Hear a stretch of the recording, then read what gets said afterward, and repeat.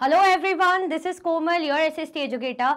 Welcome back to your favorite channel Magnet Brains. Magnet Brains आपको provide कराता है high quality education, वो भी बिल्कुल फ्री ऑफ कॉस्ट, किंडरगार्टन से लेके क्लास 12 तक की। सीबीएसई बोर्ड के कोर्सेज के साथ साथ आपको अदर स्टेट बोर्ड के भी कोर्सेज अवेलेबल है इन हिंदी मीडियम, जैसे कि UP board, Bihar board, Delhi board के कोर्सेज प्रॉपर सिस्टमैटिक वे में। कोई दिक्कत परेशानी आपको नहीं होगी। डेली प्रैक्टिस सेट्स के क्वेश्चंस भी मिलेंगे, प्रैक्टिस भी करते जाइएगा। ई बुक्स और ई नोट्स के लिंक आपको डिस्क्रिप्शन बॉक्स में अवेलेबल है, भटकने की बात बिल्कुल भी नहीं बनती है। हमारा चैप्टर सेकंड है जिसका नाम है ओशंस एंड कॉन्टिनेंट्स। उसकी वर्कशीट को आज हम करने वाले हैं, ठीक है। यानी इस चैप्टर में हमने ओशंस, कितने कितने ओशंस होते हैं हमारे, कितने टाइप्स के ओशंस होते हैं, कितने कॉन्टिनेंट्स होते हैं, है ना, सब कुछ बहुत अच्छे से पढ़ा था। अच्छा ये बताओ मुझे, कितने टाइप के ओशंस होते हैं और कितने कॉन्टिनेंट्स हैं हमारे? बेसिक क्वेश्चन है, ये तो पता होना ही चाहिए। पहले तो आप लाइक शेयर कर दो और सबसे पहले ये बता दो भाई ओशंस कितने? 3 ओशंस हैं, 5 ओशंस हैं, 6 ओशंस हैं। कॉन्टिनेंट्स कितने? 5, 6 या 7? कमेंट में आंसर बताना। चलो अब स्टार्ट कर लेते हैं फटाफट से। फर्स्ट क्वेश्चन क्या बोल रहा है हमसे? The ocean is everything, it covers 7/10 of the terrestrial. देखो ओशन क्या है? ओशन सब कुछ है। ओशन क्या होता है? ओशन सब कुछ होता है। अच्छी बात है, सब कुछ है। ये कितना कवर करता है? It covers 7/10 of the terrestrial. ये टेरेस्ट्रियल का 7/10 क्या, किसका 7/10 हिस्सा कवर करता है? तो ग्लोब का, ठीक है। क्या हो जाएगा आंसर हमारा? ग्लोब हो जाएगा। क्लियर? अब the largest dash bodies we see on the globe are called oceans. Largest क्या, किन बॉडीज की बात हो रही है जिनको हम ओशंस बोलते हैं? तो बहुत इजी है। ओशंस मतलब ओशन में क्या रहता है? ओशन में तेल रहता है क्या? वाटर रहता है ना। तो क्या होते हैं ओशन? लार्जेस्ट, बड़ी बड़ी क्या बोलते हैं ओशन को? बताओ जल्दी।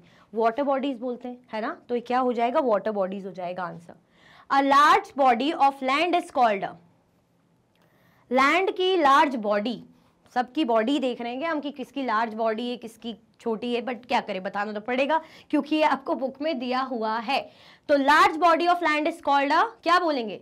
ऑप्शंस दे देती हूं मैं आपको। क्या हम इसे लैंड फॉर्म्स बोलेंगे, है ना, या हम इन्हें माउंटेन्स बोलेंगे, या कॉन्टिनेंट्स बोलेंगे, क्या बोलेंगे, या लैंड मास बोलेंगे?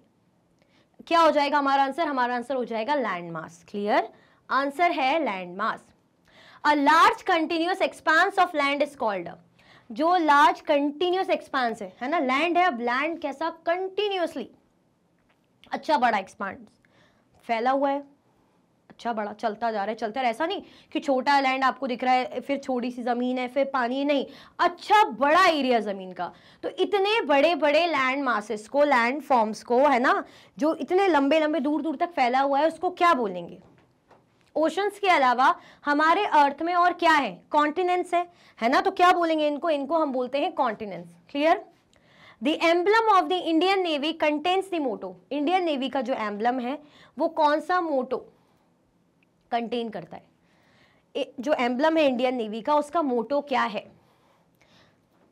जैसे रहता है ना, सत्यमेव जयते लिखा रहता है, सबका अपना अपना। तो इंडियन नेवी का क्या है? हमने पढ़ा था, B auspicious on us Varuna. ये तो मैंने आपको एक्सप्लेन करके बता दिया कि उसका इंग्लिश में ये है ना, लेकिन जो उसका प्रॉपर मोटो है वो क्या है? साम नो वरुणा। ठीक है, क्या हो जाएगा? साम नो वरुणा। वरुण भगवान होते हैं, ठीक है, वाटर के, ओशंस के, स्काई के, इनको भगवान माना जाता है, गॉड माना जाता है। तो क्या कह रहे हैं ये लोग कि भाई हमारे लिए क्या रहो? मंगलमय रहो, क्योंकि इनका है काम ही नेवी वाले हैं, तो पानी वानी में ही इनका काम चल रहा है। तो सही बात है ना, बोलेंगे ना, यही इसीलिए उन्हें मोटो करवाया है कि हमारे लिए ऑस्पिशियस रहिए। क्लियर? ये आगे अच्छे से चलो। मैनी प्लांट एंड एनिमल्स, अब आपके पास ट्रू एंड फॉल्स है। Many plant and animal species can be found across multiple oceans, है ना। ये जो इतने सारे हमारे पास ओशंस हैं, बहुत से हमें प्लांट हो चाहे एनिमल हो, बहुत सारी स्पीशीज मिलती है। इज इट ट्रू और फॉल्स? क्या बहुत सारी मिलती है, या हमारे पास नंबरिंग है कि भैया इतनी रहती, 10,000, 5,000, या ओनली 10, या हमें पता नहीं, बट मल्टीपल है, बहुत सारी है। तो क्या हो जाएगा? ये बिल्कुल सही हो जाएगा, ट्रू, सही बात है, मल्टीपल बहुत सारी मिलती है।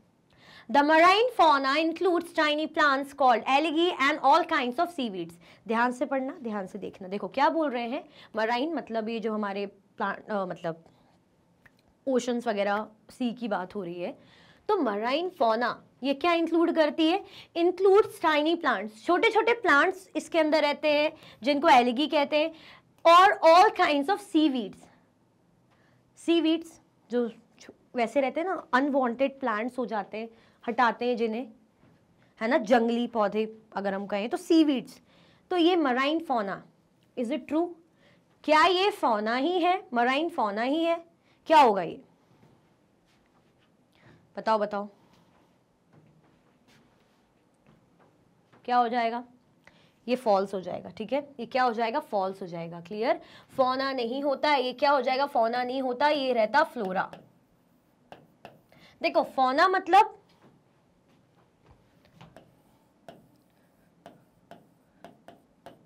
एनिमल लाइफ, है ना, एनिमल लाइफ। फ्लोरा मतलब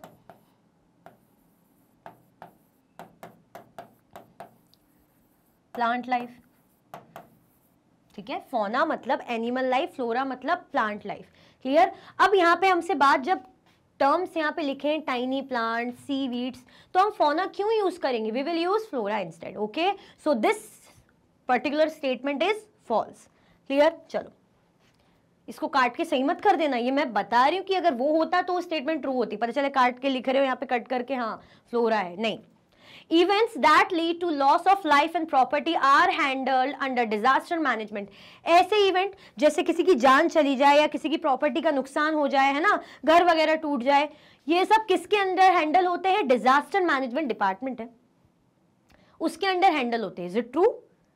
चैप्टर में हमने पढ़ा था जैसे सुनामी वगैरह आती, खूब डिजास्टर्स होती है ना, बिल्कुल डिस्ट्रक्शन कर देती है, जो भी है कोस्टल एरियाज में आती है, क्योंकि समुद्र के अंदर, ओशंस के अंदर क्या आ जाते हैं, कभी कभार अर्थक्वेक आ जाते हैं, तो जो ओशन का वाटर है क्या होता है, एकदम से शिफ्ट होता है, तो इतनी रफ्तार से वो वेव चलती है ना, बहुत स्पीड से, तो जो रास्ते में आता है सब बहा के ले जाती है। ठीक है, हमने देखा था चाहे घर हो कोई भी हो, सब बहते रहते हैं, और जिंदगी का नुकसान अलग हो जाता है, इंजरी भी हो जाती है, प्रॉपर्टी का नुकसान भी हो जाता है। ठीक है, तो क्या ये सारी चीजें डिजास्टर मैनेजमेंट के अंदर हैंडल होती है? तो ये क्या हो जाएगा? ट्रू हो जाएगा, इसी के अंदर हैंडल होती है। Clear? Now Greenland is the largest river in the world. Greenland world की लार्जेस्ट रिवर है। अच्छा, अगर ग्रीनलैंड वर्ल्ड की लार्जेस्ट रिवर है, नहीं तो फिर मैं ये नहीं बोलूंगी सही है या गलत, वरना तो फिर पता चल ही जाएगा। सोचो, क्या ग्रीनलैंड वर्ल्ड की लार्जेस्ट रिवर है? रिवर है क्या ग्रीनलैंड? रिवर है, वाटरफॉल है ना, या कॉन्टिनेंट है, आइलैंड है, क्या है? या सच में रिवर है? तो ये क्या हो जाएगा? फॉल्स हो जाएगा। क्लियर? फॉल्स है। Now the United Nations has designated June 7 as world ocean day. United Nations ने क्या दिया है? वर्ल्ड ओशन डे, जून 7 को, कि भाई जून 7 क्या मनाया जाएगा, क्या मनाएंगे हम इसको? World ocean day. सही है? बताओ ट्रू है या फॉल्स? जल्दी जल्दी बताओ, ट्रू है या फॉल्स है? ये क्या हो जाएगा? फॉल्स हो जाएगा। ठीक है, अच्छा अगर ये डेट नहीं है, और फॉर एग्जाम्पल जस्ट अगर ये मंथ नहीं है, फॉल्स क्यों है फिर? यूनाइटेड नेशन नहीं है, किसी और ने डिजिग्नेट किया है क्या? रीजन आप बताना। ठीक है, अगर फॉल्स भी होता है तो रीजन भी बताना होता है। जैसे यहाँ सारे सबके रीजन मैंने बता दिए, जैसे ये आइलैंड हम इसको कहेंगे, है ना, यहाँ पे मैंने बता दिया फ्लोरा होगा। यहाँ का आप बताइए, क्या जून 8 है या मंथ दूसरा है? बाकी है सही, यूनाइटेड नेशंस ने ही दिया है, और है भी वर्ल्ड ओशन डे ही है। हमने पढ़ा था ना कि ओशन कितना ज्यादा इंपॉर्टेंट होता है हमारे एनवायरमेंट से, हमारी लाइफ के लिए, है ना। काफी मात्रा में ऑक्सीजन जो है मराइन लाइफ ओशंस के अंदर होती है, वहीं से हमें मिलती है। ठीक है, तो कितना ज्यादा इंपॉर्टेंट है। बट हमारे अंदर क्या रहती है? खुजली रहती है। हम क्या करते हैं? बर्बाद कर रहे हैं एनवायरमेंट को, है ना, प्लास्टिक फेंक रहे हैं, गंदा कर रहे हैं, जो मराइन लाइफ है वो डिस्ट्रॉय हो रही है ना, हमारी गलती, हम ही है सब। चलो भाई, fill in the blanks हो गए, ट्रू एंड फॉल्स हो गए। Now question answer, what is the most wide spread colour seen when looking at the earth from the outer space? Easy है, जब हम क्या करते हैं आउटर स्पेस से अर्थ की तरफ देखते हैं ना, बड़ी प्यारी प्यारी हमारा अर्थ है, हमारी पृथ्वी, हमारा ग्रह, हमारा प्लैनेट दिखता है, तो कौन सा कलर हमें दिखता है ज्यादा करके?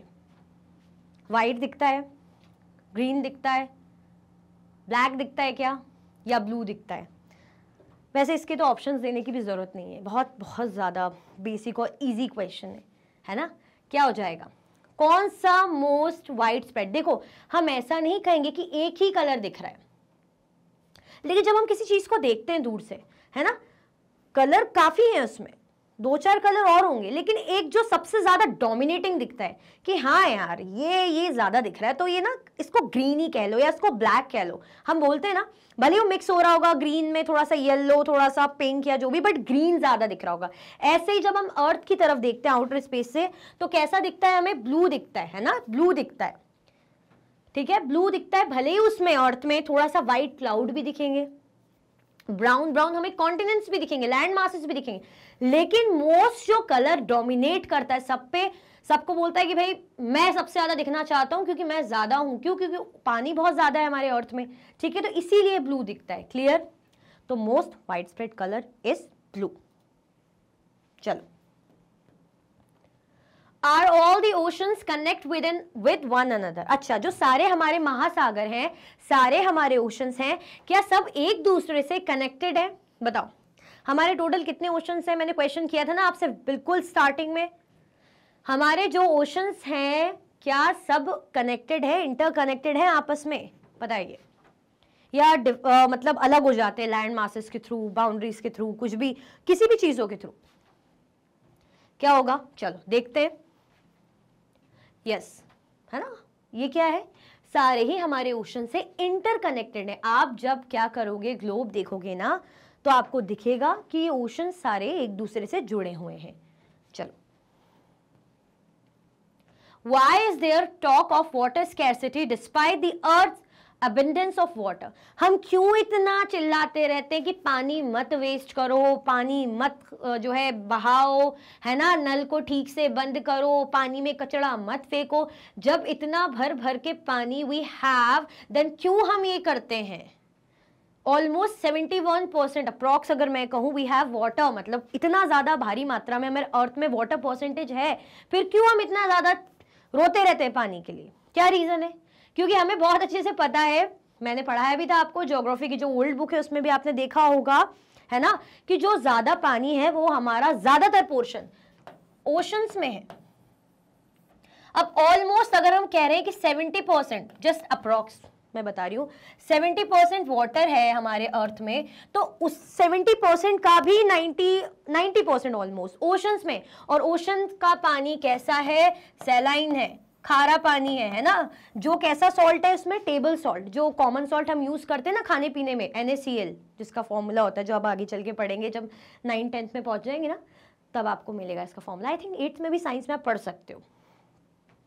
सोडियम क्लोराइड, तो ये कॉमन टेबल सॉल्ट है जो हम खाने वाने में यूज करते हैं। तो ओशन का वाटर सलाइन है, जो कि ना हम पी सकते हैं, ना एनिमल पी सकते हैं, यूज कर सकते हैं, ना प्लांट्स के लिए सही है। तो ये हमारे खास कुछ काम का है ही नहीं। फ्रेश वाटर हमारे काम का है, फ्रेश वाटर हमारे काम का है, जो कहाँ मिलता है हमें? रिवर्स में, रिवर्स में मिलेगा, ग्लेशियर हो जाएगा, ग्लेशियर या हम आइस शीट्स भी कह सकते हैं, ठीक है। और क्या रहता है? अंडरग्राउंड वाटर, और क्या रहता है? Underground water. क्लियर हुआ? लेकिन इसका जो परसेंटेज है ना बहुत ही कम है, ज्यादा नहीं है, मतलब ऑलमोस्ट, मतलब हम कह सकते हैं शायद कुछ ही पॉइंट्स, कुछ में, ज्यादा नहीं है। तो इतना ही जब पॉइंट्स में है और इतना ही पानी हमारे काम का है, इसलिए तो हम इतना टेंशन लेते, इसलिए तो हमारी मम्मी इतना चिल्लाती है कि पानी मत वेस्ट करो, ठीक है। बाकी ना नहाने के तो आप लोगों को तो बहाने वैसे भी चाहिए होते होंगे, लेकिन वैसे पानी बहुत खर्चा करते होंगे बेफिजूल में, है ना। तो फ्रेश वाटर इतना ही है, इसीलिए हम इतना कहते हैं कि पानी जब अर्थ में इतना ज्यादा अबंडेंट, खूब सारा भर भर के पानी है, तो क्यों हमें कमी लगती है? रीजन क्या है? देख लेते हैं। It is because fresh water resources are limited and unevenly distributed. ऐसा इसलिए है क्योंकि जो फ्रेश वाटर रिसोर्सेज है ना, अंडरग्राउंड वाटर, जमीनों के अंदर का जो पानी होता है, जो रेन वाटर होता है, वो बहुत ही कम है, उसकी मात्रा ज्यादा नहीं है, लिमिटेड है मतलब, और वो भी अनइवनली डिस्ट्रीब्यूटेड है, ठीक है। चलो, what are the 5 oceans of the world? मैं जब से पूछ ही रही थी आपसे ओशंस कितने, ओशंस कितने, तो यहाँ पे आ ही गया है 5 ओशंस। तो कम से कम नेम तो बता सकते हो, कौन से ओशंस है? अच्छा बताना जरा। एक तो सबसे कॉमन जो हम नाम सुनते रहते हैं, कौन सा हो गया हमारा? पैसिफिक ओशन, जो सबसे बड़ा ओशन है ना, पैसिफिक ओशन। उसके बाद कौन सा ओशन है? पैसिफिक ओशन के बाद अटलांटिक ओशन, ठीक है, अटलांटिक ओशन है। Atlantic Ocean. After that, Indian Ocean. Indian ocean है, फिर आर्कटिक ओशन है। आर्कटिक ओशन कहाँ मिलेगा हमें? ये देखो, ये ग्लोब बना दिया, अब ऐसे ही बनता है भी मुझसे, ठीक है। ये वाला पोर्शन, ये आर्कटिक सर्कल की लाइन है हमारी, जो 66.5 डिग्री नॉर्थ पे हमें मिलती है, जो 66.5 डिग्री नॉर्थ पे हमें मिलती है। आर्कटिक सर्कल की लाइन है, यहीं पर ही हमें मिलता है Arctic ocean. Now last but not the least is Atlantic ocean. देखो अटलांटिक ओशन, अटलांटिक की लाइन यहाँ मिलती है, ये 66.5 डिग्री साउथ पर है, क्योंकि साउथ पोल पे ना बीच में ये मैंने लाइन क्यों बनाई, सब जब आप देखते हो मैं ग्लोब बनाती हूँ तो ये हमेशा सबसे पहले इक्वेटर की लाइन जरूर बनाती हूँ, ताकि आपको एक क्लियर हो जाए कि नॉर्दर्न हेमिस्फेयर है, सदर्न हेमिस्फेयर है, ठीक है। तो ये है आपकी अटलांटिक सर्कल की लाइन। तो ये कौन सा ओशन पड़ता है यहाँ पे? Atlantic ocean.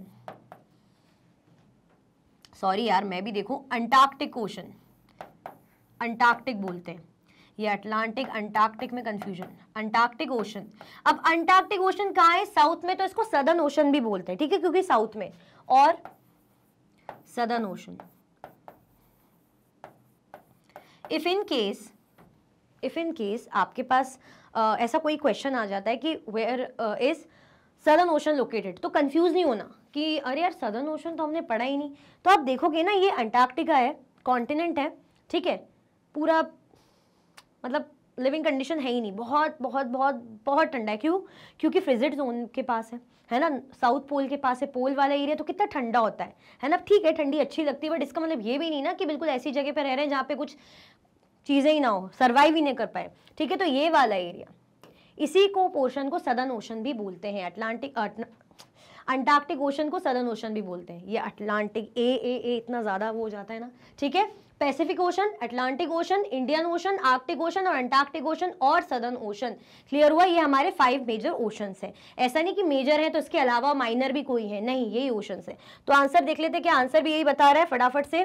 देखो, पैसिफिक ओशन है, Atlantic, Indian, southern ocean and Arctic ocean. अब सदर्न ओशन लिखा है, इसी को अंटार्कटिक भी बोलते हैं। कंफ्यूज नहीं होना, टेंशन नहीं लेना, ठीक है। चलो, ये याद रखना, बेसिक जानकारी है। ओशंस के बारे में कोई भी चलते फिरते पूछ ले कि ओशंस कितने हैं, तो बोल दो कि 5, लेकिन नाम ही नहीं पता, ठीक है। तो नाम याद कर लेना अच्छे से। How many continents are there on earth? Earth में टोटल कितने कॉन्टिनेंट्स? अब कॉन्टिनेंट्स भी बता दो, जब ओशंस बता ही दिए हैं तो कॉन्टिनेंट्स भी बता दो, कितने कॉन्टिनेंट्स हैं। अच्छा, वैसे हमने चैप्टर में पढ़े थे कि लैंड मास के अकॉर्डिंग 4 भी हैं, 5 भी हैं, 6 भी हैं एंड 7 भी है।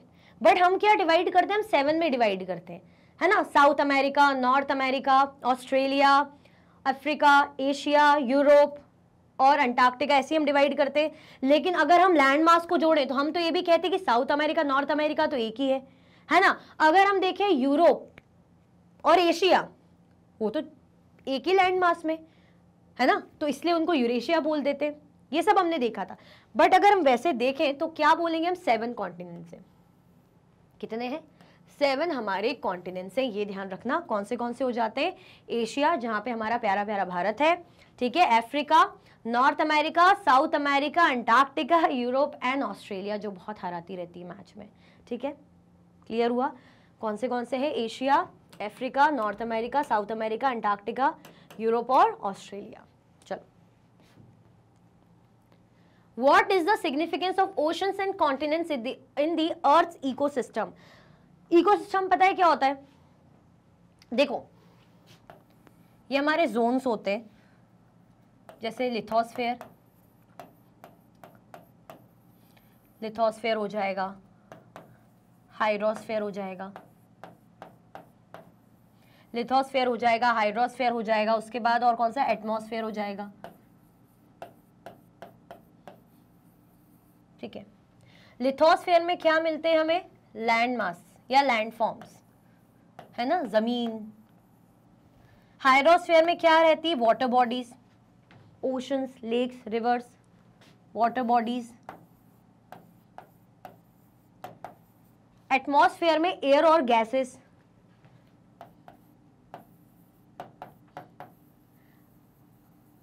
अब आप बताओ, क्या आप इनको अकेले यूज कर सकते हो? सिर्फ आप क्या लैंडफॉर्म्स में, मतलब जमीन है आपके पास, लेकिन सांस लेने के लिए हवा नहीं है, गैसेस नहीं है, ना पीने के लिए आपके पास पानी वगैरह है, तो चल जाएगा आपका काम? नहीं चल पाएगा ना। आपको पानी भी चाहिए, आपको गैसेस भी चाहिए, यानी तीनों का कॉन्ट्रीब्यूशन आपको चाहिए। तो तीनों का कॉन्ट्रीब्यूशन कौन है जो करेगा? बायोस्फीयर रहता है, जो क्या रहता है, इनके बीच का एक नैरो जोन रहता है। इनके बीच का क्या रहता है? नैरो जोन रहता है, जो क्या करता है, वो बोलता है भाई मैं क्या करूंगा, तुम तीनों को साथ में मिलकर यूज करूंगा। तो मैं क्या हूं? नैरो जोन, मैं हूं बायोस्फीयर। जहां पर क्या होता है, जहां पर लाइफ एग्जिस्ट करती है ना, जहां पर जिंदगी एग्जिस्ट कर पाती, लाइफ एग्जिस्ट कर पाती है। अब जिंदगी तभी तो, मतलब जी जभी तो पाओगे, चाहे वो एनिमल्स हो चाहे प्लांट्स हो, जब रहने को जमीन भी हो, पीने को पानी भी हो, ठीक है, गैसेस एयर भी हो, जो हम सांस लेते ब्रीथ करते। क्लियर हुआ? आया समझ में? कोई कंफ्यूजन, दिक्कत तो नहीं है? आ रहा है? तो ये क्या है? बायोस्फीयर। अब इसके अंदर जो लिविंग बींग्स होते हैं ना, जैसे प्लांट, एनिमल, ये सब, ये क्या करते हैं? बोलते हैं भाई सुन मेरी बात, तुझे भी मेरी जरूरत पड़ेगी, पड़ती रहती, मुझे भी तेरी जरूरत पड़ती रहती है। तो हम एक दूसरे पे क्या रहेंगे? इंटरडिपेंडेंट। एटीट्यूड नहीं दिखाएंगे, ईगो नहीं दिखाएंगे, है ना, प्यार प्रेम से रहेंगे, मिलजुल कर रहेंगे, जब जब जरूरत पड़ेगी एक दूसरे की मदद करेंगे, एक दूसरे पे डिपेंडेंट रहेंगे, एक दूसरे पे कनेक्टेड रहेंगे। ठीक है, तो ये क्या बनाते हैं? इकोसिस्टम। क्यों इतना जोड़ मिलाप वगैरह चल रहा है? क्यों? क्योंकि सरवाइव करना है ना। इनको पता है कि भाई अगर जीना है तो जीने के लिए तो करना पड़ेगा।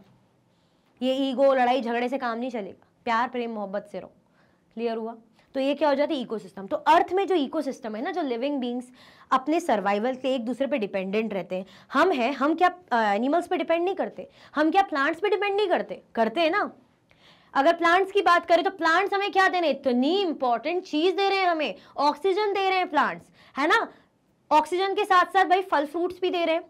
एनिमल्स की बात करें, एनिमल्स जो मीट वगैरह नॉनवेज खाते हैं वो एनिमल्स का यूज करते हैं, और एनिमल्स से बहुत सारी जो चीजें बनती है उसकी स्किन से, है ना, जैसे शीप वगैरह हो, इनके वुल से कोट, वुलन कोट वगैरह बन रहे हैं। तो क्या हम एनिमल पे डिपेंड नहीं है? इवन एनिमल्स या प्लांट्स भी हम पे डिपेंड करते हैं। जो कार्बन डाइऑक्साइड हम एक्सहेल करते हैं, वही कार्बन डाइऑक्साइड प्लांट्स इनहेल करते हैं, यानी उनके लिए बहुत इंपॉर्टेंट है। दैट मीन्स हम क्या कर रहे हैं? एक दूसरे पे डिपेंडेंट है ना। अब प्लांट्स उग रहे, जैसे जो काउ डंक होता है, गाय का गोबर वगैरह हम बोलते हैं, या एनिमल फॉसिल फ्यूल्स, ये सारी चीजें रहती हैं। तो ये क्या करती है? नेचुरल खाद की तरह, नेचुरल मैन्योर की तरह काम आती है, जो कि प्लांट के लिए बहुत बढ़िया रहता है। तो प्लांट हुआ ना एनिमल पे डिपेंड, तो हम क्या कर रहे हैं? एक दूसरे पे निर्भर है। ये क्या है? इकोसिस्टम है। अब हमसे किन की इंपॉर्टेंस पूछी जा रही है? ओशंस एंड कॉन्टिनेंट्स की क्या है, क्या रोल है इसमें? तो चलो इसको देख लेते हैं। देखो इकोसिस्टम में ना बहुत कंफ्यूज होते हैं बच्चे, बहुत ज्यादा, इसीलिए मैंने एक्सप्लेन कर दिया। बस ये ध्यान रखना, अपने सर्वाइवल के सारे लिविंग बींग्स एक दूसरे पे डिपेंडेंट रहते हैं, एक दूसरे से कनेक्टेड रहते हैं। Oceans and continents play a crucial role in regulating the Earth's climate, supporting diverse ecosystems and providing habitats for various species of plants and animals. है ना, oceans and continents क्या करते हैं? क्रूशल रोल प्ले करते हैं इन regulating the earth climate. हमारे अर्थ की जो जलवायु है, जो क्लाइमेट है ना, उसको रेगुलेट करने में, उसको प्रॉपरली चलाने में इनका बहुत बड़ा रोल होता है। जो क्या करते हैं? जो सपोर्ट करते हैं डाइवर्स इकोसिस्टम। देखो इकोसिस्टम तो है लेकिन डाइवर्स है, विविधता है, वैरायटी है। ऐसा तो है नहीं कि एक जैसा ही सब कुछ, कितनी ज्यादा भर भर के हमारे यहाँ वैरायटी है। ठीक है, तो उसको मेंटेन करना, मैनेज करना, मतलब कैसे हो पाएगा? इन्हीं के थ्रू हो पाएगा। ठीक है, ओशंस एंड कॉन्टिनेंट्स के through. And providing habitats for various species of plants and animals. कोई प्लांट को कैसा हैबिटेट चाहिए होता है, किस एनिमल को कैसा हैबिटेट चाहिए होता है। जैसे पोलर रीजन वाले एनिमल्स वो बिल्कुल ठंडे इलाकों में रहेंगे, गर्म इलाकों में रहने वाले जानवर गर्म इलाकों में रहेंगे। तो किन के थ्रू मिल रहा है ये? Oceans and continents. आपने देखा होगा माउंटेन गोट देखना, या माउंटेन लायन, और क्या चढ़ते हैं वो पहाड़ों में, मस्त, बहुत बढ़िया। तो वो वहां के सर्वाइवल के लिए है ना। जैसे हम बोलते हैं रेगिस्तान का जहाज कैमल को बोलते हैं, है ना। जैसे मुझे ना, मेरे क्लास में थे स्टूडेंट्स, मुझे कोमल को कैमल कैमल चिढ़ाते रहते थे मेरे को, है ना, क्योंकि सेम नाम है ना, तो कैमल कैमल है तो मुझे वही ध्यान आ गया उससे कि वो उनको क्या बोलते हैं? रेगिस्तान का जहाज बोला जाता है उनको। ठीक है, अब वो वहीं के लिए उनको चलता है वो। इवन उनकी आंखों में हम बोलते हैं रेत जो है, सैंड क्यों नहीं आती? उनकी जो आई लैशेज होती है ना, यानी जो पलके, मेरी ज्यादा है नहीं, डबल आई लैशेज होती है जो प्रोटेक्ट करती है उनको। क्लियर हुआ? आया समझ में? तो वो उसके हिसाब से। प्लांट्स जैसे कौन से प्लांट पहाड़ों में लगेंगे, कौन से, जैसे हम जाते हैं ना पहाड़ों में, हम अपने गांव वगैरह जाते हैं उत्तराखंड, तो वहां के जो प्लांट्स रहेंगे ना, मतलब जो पेड़ रहेंगे, ट्रीज रहेंगे, वो कॉनिफोरस ऐसे कोन शेप के रहेंगे, जिन्हें वो पाइन वो फ्रूट भी बोलते हैं, चीड़ के पेड़ इस तरीके के, ऐसे नुकीले नुकीले, वो यहाँ नहीं मिलेंगे, वो पहाड़ों पे ही मिलेंगे, बहुत खूबसूरत, बहुत प्यारे लगते हैं, ठीक है, वो वहीं के लिए, तो वो वहां के जो जहां उगने होते हैं वहीं उगते हैं, यानी सबका अपना अपना हैबिटेट है, कहाँ होना चाहिए कहाँ नहीं होना चाहिए। जैसे अगर हम एनिमल्स की बात करें तो टाइगर्स आपको एशिया में ज्यादा दिखेंगे, लेकिन लायंस आपको अफ्रीका में ज्यादा दिखेंगे, सवाना वगैरह में। क्यों? क्योंकि उनका हैबिटेट वहीं का है ना, खुले में, खुला मैदान चाहिए होता है। टाइगर्स को चाहिए होता है जंगल, बिल्कुल छुपने के लिए। एक तो प्यारे से भी लगते हैं, बहुत ज्यादा फैसिनेटिंग लगते हैं, तो सबका अपना अपना हैबिटेट है। क्लियर? तो ये oceans and continent important role play करते हैं। चलो, define flora and fauna, easy है। फ्लोरा मतलब क्या होता है? फ्लावर, मतलब सॉरी फ्लावर बोल रही हूं मैंने आपको, हाँ ट्रिक बताई थी, फ्लावर यानी plant life. Fauna that means animal life. Flora, the plant life of a particular region or a period of time. Fauna, the animal life of a particular region or a period of time. किस जगह का, कौन सा particular reason का कौन सा plant है, reason मतलब क्षेत्र, एरिया, कौन सा प्लांट कौन से एरिया का है, कौन सा एनिमल कौन से एरिया के लिए, पर्टिकुलर रीजन के लिए, तो उस जगह के उसको बोलेंगे हम यहाँ का फौना। फिर उस प्लांट लाइफ को, प्लांट्स को बोलेंगे फ्लोरा। ठीक है, अगर आपको कंफ्यूजन होता है तो मैंने क्या बताया था, फ्लोरा से फ्लावर, फ्लावर तो प्लांट, पेड़ चाहिए होता है फ्लावर के लिए, फूलों के लिए। ठीक है, चलो, what is the meaning of the Olympic rings? ये जो ओलंपिक की रिंग्स होती है ना, है ना, इसका मीनिंग क्या होता है? इस तरीके की रिंग होती है ना, क्या होता है उसका मीनिंग? क्यों बनी रहती है ऐसी रिंग? क्या डिनोट करती है रिंग्स? कंट्रीज बताती हैं क्या कि इतनी हैबिटेट कंट्रीज पार्टिसिपेट कर रही है। इवन जो रिंग्स का अलग अलग कलर होता है ना, ब्लू, ग्रीन, येलो, इस तरीके से, वो भी कंट्रीज मतलब कॉन्टिनेंट्स को बताती कि ये इस कॉन्टिनेंट के लिए पर्टिकुलर कलर है, ये इस कॉन्टिनेंट के लिए पर्टिकुलर कलर है। ठीक है, we have seen the 5 Olympic rings. ये देखो आई गई है, ब्लू, येलो, थोड़ा सा ब्लैक है, ये ग्रीन है, ये रेड है। We have seen the 5 Olympic rings, one of the symbol of the Olympic Games. भाई सिंबल है हमारे ओलंपिक गेम्स का। They symbolize the gathering of sports people from all over the world. ये क्या symbolize करती है कि वर्ल्ड से, है ना, दुनिया से, हर जगह से, कोने कोने से लोग आए हैं। The rings were chosen to represent 5 inhabited continents. देखो रीजन किसको चूज करता है, ये जो है, जो रिंग्स है 5 कॉन्टिनेंट को इंक्लूड करता है, Africa, America, Asia, Australia, Europe. आप बोलोगे कि मैम ऐसा भेदभाव क्यों कि 5 ही कॉन्टिनेंट? तो क्लियरली यहां पे लिखा है जो जहां पे इनहेबिटेटेड हो, लोग जहां रहते हो। अंटार्कटिका यहाँ पे इंक्लूडेड नहीं है, मैं अभी पहले ही बता चुकी जब मैं आपको ओशंस पढ़ा रही थी कि अंटार्कटिका में लाइफ एग्जिस्ट नहीं करती, वहां पे तो रिसर्च स्टेशन वगैरह चलते रहते हैं, है ना। क्लियर हुआ? तो इसीलिए यहाँ पे जो आते हैं यहाँ पे 5 इनहेबिटेटेड कॉन्टिनेंट्स ही हैं, Africa, America, Asia, Australia and Europe. Clear? आ गया समझ में इसके पीछे का रीजन? आगे बढ़े, चलो। Question number 11, What motto of the emblem of Indian Navy contains? क्या मोटो जो एम्बलम है इंडियन नेवी का कंटेन करता है? कौन सा मोटो कंटेन करता है? अब भी हमने फिलिंदा ब्लैंक्स में भी देखा था। The emblem of the Indian Navy contains the motto Sham no Varuna, pronounced Sham no Varuna, which means be auspicious to us, O Varuna. This is an invocation to Varun. Varun भगवान को एक आवाहन है, ठीक है। A Vedic deity associated with the oceans. ये क्या है? एक वैदिक डाइटी है, वैदिक काल के मतलब गॉड्स जो होते हैं ना, जैसे अग्नि देवता, वरुण देवता, ऐसे हैं वो। किसके गॉड है वो? ओशंस के, स्काई के और वाटर इन जनरल। क्लियर? आया समझ में? कोई कंफ्यूजन, दिक्कत तो नहीं है? ये है इस तरीके से एम्बलम। चलो, What is the early warning system for tsunami in India? Tsunami आ जाती है ना, सुनामी आ जाती है तो क्या अर्ली वार्निंग सिस्टम करा गया है, यूज किया गया है, ताकि हमें थोड़ा सा हम अलर्ट हो जाए, हमें पहले पता चल जाए। हम जैसे बोलते हैं ना, अरे देखो तुम्हें मैं वार्निंग दे रही हूँ, अगली बार से करने से पहले सोचना, तो सामने वाला थोड़ा सोचता है कि भैया यार वार्निंग मिल गई, अब तो सोच समझ के करना पड़ेगा काम। ठीक है, चलो। Tsunami can be very destructive. Tsunami कैसी हो सकती है? सुनामी बहुत ज्यादा तबाही लाने वाली हो सकती है, डिस्ट्रक्टिव हो सकती है। Luckily they can often be detected before they hit the coast. लेकिन हम क्या कर सकते हैं, इससे पहले वो हमारे तटीय क्षेत्रों में कोस्ट को हिट करे, हम उन्हें डिटेक्ट कर सकते हैं, Many countries collaborate in such early warning systems. बहुत सी कंट्री कोलैबोरेट करती है इन वार्निंग सिस्टम्स में, है ना, बहुत सी कंट्रीज का कोलैबोरेशन है, क्योंकि हर कोई चाहता है ना कि अगर हमारे कंट्री के कोस्टल एरियाज में ऐसे सुनामी अटैक ना करे तो हम उसके लिए अर्ली वार्निंग सिस्टम रखें. There is in particular an Indian ocean tsunami warning system, है ना, इंडियन ओशन का भी एक अपना पर्टिकुलर सुनामी सिस्टम है, मतलब अलर्ट करने के लिए, वार्निंग वाला.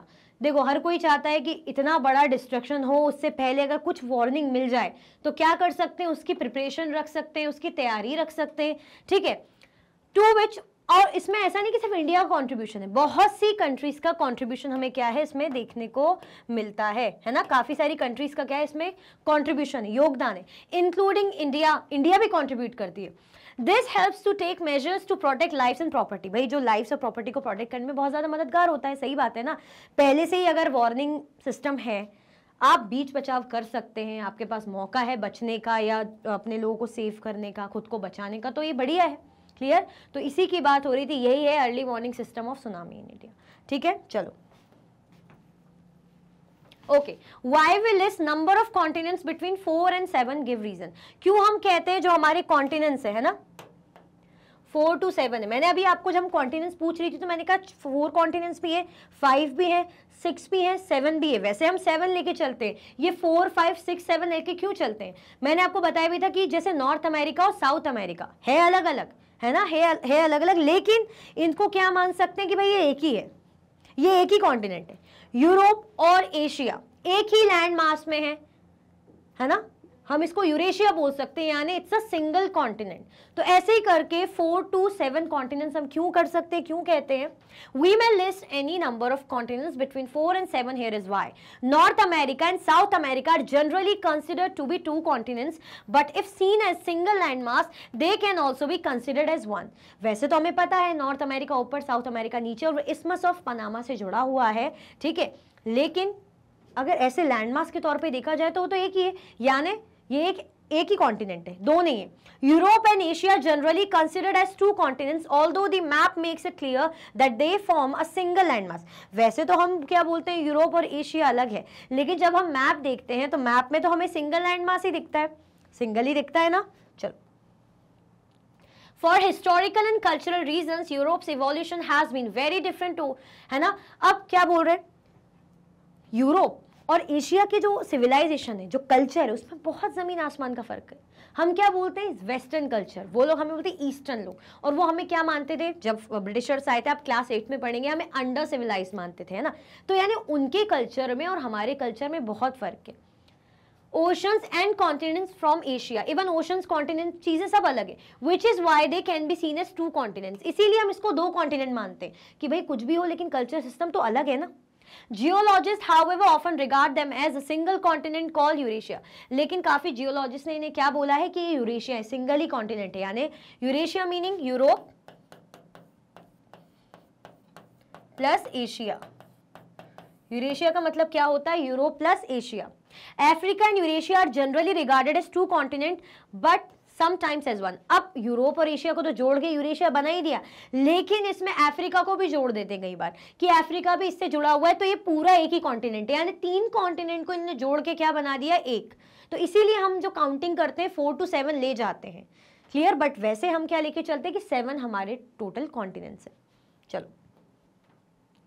What is ocean, right a brief essay on ocean. Ocean क्या है, बड़ी बड़ी वाटर बॉडीज होती हैं, है ना. टोटल हमारे 5 ओशंस होते हैं, है ना. चलो. Meaning the largest water bodies we seen on the globe are called oceans. जो बड़ी बड़ी वाटर बॉडीज हम देखते हैं ओशंस में, है ना, मतलब ग्लोब्स में, सॉरी, तो उसे क्या बोला जाता है, उसको हम ओशंस कहते हैं. The ocean is everything. Ocean क्या है, सब कुछ है. Ocean is everything. It cover 7/10 of the terrestrial globe का लगभग 7/10 हिस्सा ये कवर करता है. अब आप बोल ही रहे ना कि इतना बड़ा पोर्शन है, पार्ट वाटर बॉडी है ये. The oceans together hold most of the water available on the planet, है ना. प्लैनेट यानी हमारे अर्थ में जितना वाटर है उस वही उतना ऑलमोस्ट उसका काफी ज्यादा परसेंट अगर हम कहें वो ओशन ही होल्ड करता है.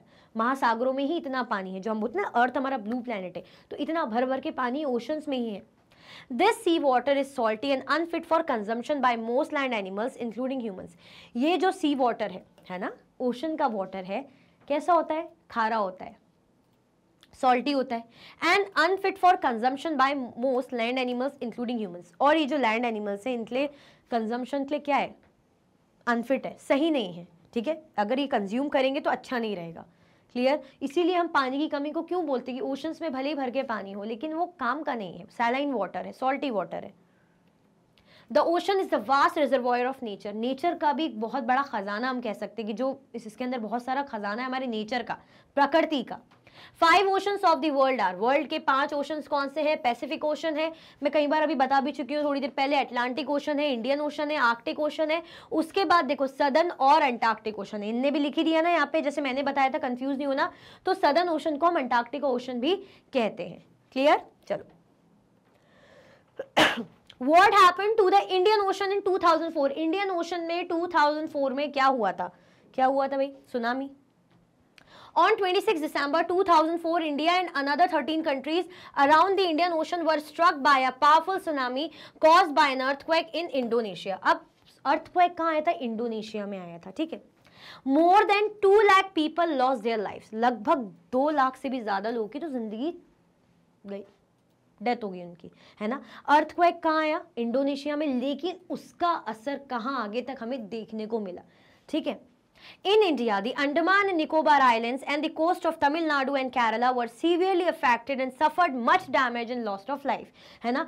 उसका असर अर्थक्वेक का मैंने बताया था ना, क्या होता है अंदर वाटर, इनके अंदर अर्थक्वेक आता है तो काफी मात्रा में जो वाटर है शिफ्ट होता है, एकदम से शिफ्ट होके खिसकता है। अब इतनी स्पीड से पानी आता है ना कि जो है फिर बर्बाद करके ले आता है, ठीक है, जो अभी मैंने बताया भी था। तो इंडिया तक आ गया, तो इंडिया के अंडमान निकोबार आइलैंड में, है ना, और जो कोस्ट है, तमिलनाडु का कोस्टल एरिया, तटीय क्षेत्र है ना, और केरला का, ये सब बहुत बुरी तरीके से डैमेज हुए थे, काफी लोगों की जान भी गई थी, क्लियर। चलो, right about tsunami and what is disaster management system, how it works. Tsunami के बारे में लिखना है और डिजास्टर मैनेजमेंट सिस्टम क्या होता है, कैसे काम करता है, इसके बारे में भी। Meaning of tsunami: it is a huge and powerful wave generally caused by a strong earthquake or a volcanic eruption at the bottom of the ocean. अब भी मैंने बताया ना, ओशन के बॉटम में अंदर क्या आती है? बहुत ही खतरनाक अर्थक्वेक आता है या वॉल्केनिक इरप्शन होता है, तब ये जो पानी है एकदम से शिफ्ट होता है, ठीक है। Tsunami is a natural disaster that originates in the ocean, ये नेचुरल डिजास्टर है ना, प्राकृतिक आपदा जो हम कह सकते हैं, वो कब कहाँ होती है? ओशंस में आ रही है। Tsunami can travel thousands of kilometre and submerge coastal areas causing wide spread damage, है ना। कोस्टल एरियाज को डुबा भी सकती, इतनी स्पीड से आती, इतनी ऊंचाई से आती वेव्स, बहुत लंबी लंबी हाइट रहती है इनकी, है ना, बहुत स्पीड से आएगी तो डुबा देती है चीज़ों को, जो भी आता है रास्ते में डूबते हुए चले जाते हैं। Such tsunamis are rare but very destructive, बहुत ऐसा नहीं कि आती रहती हर 2-4 दिन में, नहीं, रेयरली आती है लेकिन बहुत ज़्यादा मतलब डिस्ट्रक्टिव भी होती है, तबाही भी लेकर आती है, ठीक है। चलो, work of disaster management system, disaster management system कैसे हैंडल करता है इन चीज़ों को। Events that lead to loss of life and property are handle under disaster management, ऐसे इवेंट, है ना, जो क्या रहते हैं जिसमें लोगों की जान चली जाए, लोगों की प्रॉपर्टी का नुकसान हो जाए, तो वो सारे सब यहीं पर ही हैंडल होते हैं डिजास्टर मैनेजमेंट के under. India has its own national disaster management authority to deal with all kinds of disaster. India की क्या है? अपनी नेशनल डिजास्टर मैनेजमेंट अथॉरिटी है, बढ़िया से, है ना, जो इन टाइप के डिजास्टर से को हैंडल करती है, क्लियर। चलो, what is purpose of the world ocean day, world ocean day का क्या पर्पस है? हम ओशंस की रिजर्व उसके लिए, कंजर्वेशन के लिए हम ये कर रहे हैं ना, इसीलिए मनाया जाता है ना ये, ताकि ओशंस की इंपॉर्टेंस हमें समझ में आए कि हमारे नेचर के लिए, हमारे इन्वायरमेंट के लिए, हमारे अर्थ के लिए, हमारे क्लाइमेट के लिए, हमारे लोगों के लिए, सर्वाइवल के लिए ओशन एक बहुत बड़ा इंपॉर्टेंट रोल प्ले करता है। The United Nations has designated June 8, अच्छा अभी हम जब ट्रू फॉल्स कर रहे थे तो मैंने बोला था ना कि जून 7 है, फॉल्स है, क्यों था? मैंने बोला था या तो डेट गलत होगी या तो मंथ गलत होगा, तो मंथ तो जून मैंने बता दिया था सही है, लेकिन डेट क्या थी? डेट 8 थी, ठीक है। As world ocean day to remind us all of major role of the ocean plays in everyday life. It serves as the lungs of our planet, a major source of food and medicine and a critical part of the biosphere. Biosphere का एक बहुत ही important part है, biosphere मैं बता चुकी हूँ, जो एक नैरो जोन होता है, लिथोस्फीयर, हाइड्रोस्फीयर, एटमॉस्फेयर की सारी चीज़ों को मिलकर यूज़ करता है, ठीक है। कि भाई तुम लोग टेंशन मत लो, मैं हूं, मैं यूज करूंगा, जहां पे लाइफ एग्जिस्ट करती है। तो ये हमारे लिए, हमारे प्लांट्स के लिए, हमारे अर्थ लिए बहुत ही इंपॉर्टेंट रोल प्ले करता है। Scientific studies have shown how the oceans are polluted by human activity. We throw several millions tons of plastic waste into the oceans every year, choking marine life. अब क्या हो रहा है, scientific studies क्या बता रही हैं कि ये हमारी गलती है, जो कर्म है ना, जो हम कर रहे हैं गंदगी, हम क्या करते हैं, इतना भर भर के प्लास्टिक वेस्ट वहाँ पे फेंकते हैं ना, ओशंस पे फेंकते हैं, जिसके कारण जो समुद्र के अंदर, ओशंस के अंदर की जो लाइफ है, मराइन लाइफ है, वो डैमेज हो रही है, डिस्ट्रॉय हो रही है।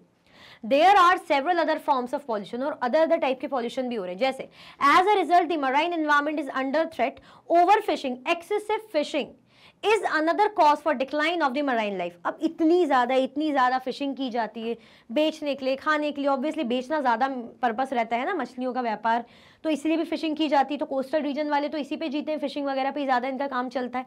तो एक्सेसिव फिशिंग, जिसके कारण भी मराइन लाइफ डैमेज हो रही है, डिक्लाइन हो रही है। So it is our collective responsibility to protect ocean for the future of the planet and humanity. इसलिए हमारी क्या है, ये collective responsibility है, सामूहिक तौर पे हमको सबको मिलके इसके लिए काम करना चाहिए, है ना, कि भाई प्लैनेट को बचाना है, हमारे प्लैनेट के लिए या हम इंसानियत के लिए। ओशंस की safety is must, conservation is must. ये गंदा संदा ना फेंकें, एक्सेसिव फिशिंग ना करें तो बेटर है, क्योंकि अगर ये होगा तो इनडायरेक्टली वो इम्पैक्ट हम पे कुछ टाइम बाद पड़ेगा ही पड़ेगा। ठीक है, चलो केस बेस्ड क्वेश्चन है। Such tsunamis are rare but very destructive. Luckily, they can often be detected before they hit a coast. देखो ये सुनामीज होती हैं, बहुत ज़्यादा डिस्ट्रक्टिव होती हैं, लेकिन क्या बोला जा रहा है, लकीली इनको हम डिटेक्ट कर सकते हैं जब भी कभी ऐसे आती है ना, आने वाली होती है, तो हम क्या कर सकते हैं, इनको डिटेक्ट कर पाते हैं। जैसे ऐसा ही हमारे पास है अर्ली वार्निंग सिस्टम। बहुत सी कंट्रीज ने क्या रखा हुआ है, early warning system. There is in particular in Indian ocean tsunami warning system, है ना, इंडिया का अपना पर्टिकुलर जो है वार्निंग सिस्टम है, to which many countries including India contribute, जिसमें बहुत सी कंट्रीज जैसे इंडिया है ना, ये क्या करती है, मिलके कॉन्ट्रीब्यूट करती है। This helps to take measures to protect lifes and property, जो लाइफ्स और प्रॉपर्टी को प्रोटेक्ट करने में क्या होती है, हेल्पफुल होती है, मददगार होती है। Events that lead to loss of life and property are handle under disaster management. ऐसे इवेंट्स जिसमें जिंदगी का नुकसान है, प्रॉपर्टी का नुकसान है, वो कहाँ हैंडल किया जाता है, डिजास्टर मैनेजमेंट के अंदर उसको हैंडल किया जाता है। India has its own National Disaster Management Authority, India की अपनी खुद की नेशनल डिजास्टर मैनेजमेंट अथॉरिटी है, to deal with all kinds of disaster, है ना, जो हर तरीके के डिजास्टर से डील करने के लिए इंडिया की खुद की डिजास्टर मैनेजमेंट क्या है, अथॉरिटी है। क्लियर हुआ, तो ये पैसेज हमने रीड कर लिया है। Right about Indian ocean tsunami warning system, Indian ocean tsunami warning system के बारे में हमको लिखना है, तो यहां पे हमने पढ़ा था, अभी यहीं पे पढ़ रहे थे हम, चलो देख लेते हैं। An Indian ocean tsunami warning system to which many countries including India contributes. This helps to take measures to protect lives and property. ठीक है, What is the role of disaster management? Disaster management का क्या role है, क्या role है disaster management का, यहाँ पे हमने पढ़ा था। India has its own national disaster management authority to deal with all kinds of disaster, है ना, जो क्या करती है, लाइफ प्रॉपर्टी इनको हैंडल करती है। Events that lead to loss of life and property are handled under disaster management system, है ना, लॉस ऑफ लाइफ, प्रॉपर्टी वगैरह की जो भी ऐसे प्रॉब्लम कुछ भी हो जाते हैं, तो सब डिजास्टर मैनेजमेंट के अंतर्गत हैंडल किए जाते हैं।